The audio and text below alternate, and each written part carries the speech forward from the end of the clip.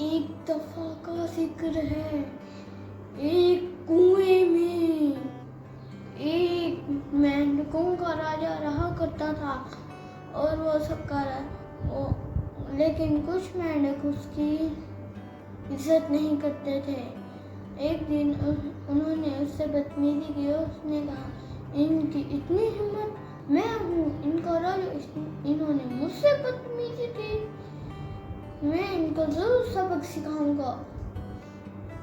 تبھی وہ کنویں کے باہر جاتا ہے، وہ دیکھتا ہے کہ ایک سانپ جا رہا تھا، وہ اس کو کہتا ہے، سانپ بھیا، سانپ بھیا۔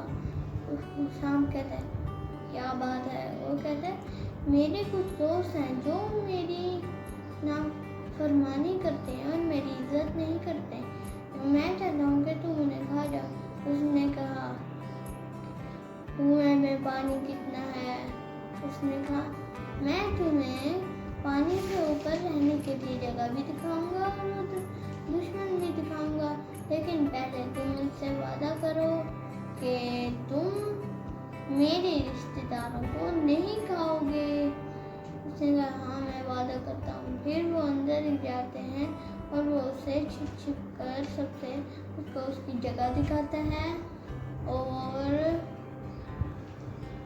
وہ اس کے دوست بھی دکھاتا ہے اور سانپ ایک ایک کر کے ان سب کو کھا جاتا ہے اور پھر وہ اس سے کہتا ہے، اب تم جا سکتی ہو۔ پھر سانپ کہتا ہے، اب تک تو میرا گھر کسی اور سانپ اس میں رہنے لگ گیا ہوگا، تم نے مجھے اس سے نکالا تھا نا، اب تم ہی میری خوراک کا بندوبست کرو۔ اب تمہیں اپنے خاندان میں سے یا اپنے دوستوں میں سے ایک ایک کر کے مجھے ایک مینڈک دینا ہوگا، ورنہ میں ان سب کو ایک ساتھ کھا جاؤں گا۔ ایسے ایسے وہ سب کو کھا جاتا ہے اور ایک دن جو مینڈک اس نے کھایا وہ کنگ راجا کا بیٹا تھا اور وہ اسے رنگے ہاتھوں پکڑ لیتا ہے اور وہ بہت روتا ہے اور اس کو اپنی غلطی کا احساس ہوتا ہے اور وہ اس کنویں کے سبھی مینڈک تقریباً ختم ہو چکے تھے سوائے اس کے۔ پھر اس کے دماغ میں ایک آئیڈیا آتا ہے اور سانپ کہتا ہے، اس کنویں میں سب مینڈک ختم ہو گئے، اب میں تمہارے سوا، اب میں تمہیں ہی کھاؤں گا۔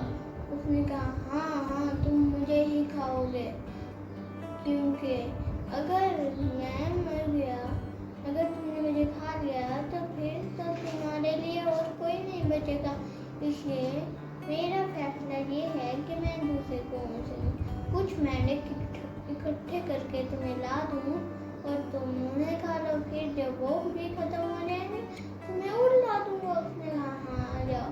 پھر وہ وہاں سے بھاگ جاتا ہے اور کبھی واپس نہیں آتا۔ جب کچھ دن ہو جاتے ہیں تو سانپ ایک چھپکلی سے کہتا ہے، جاؤ اس مینڈک کو بلا کے لاؤ۔ وہ چھپکلی آس پاس کے سبھی کنویں چیک کرتی ہے لیکن اس میں وہ نہیں ہوتا۔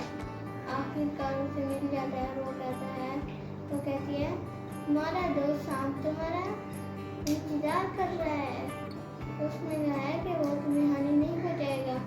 تبھی پھر وہ کہتا ہے، کبھی بھی کسی بھوکے سانپ پر یقین نہیں کرنا چاہیے، مجھے میرا سبق مل گیا، اب میں اسے دکھوں گا بھی نہیں۔ پھر وہ چھپکلی واپس جاتی ہے اور تو آج کی ہماری کہانی بن گئی۔ اگر آپ نے ہمارے چینل کو لائک، شیئر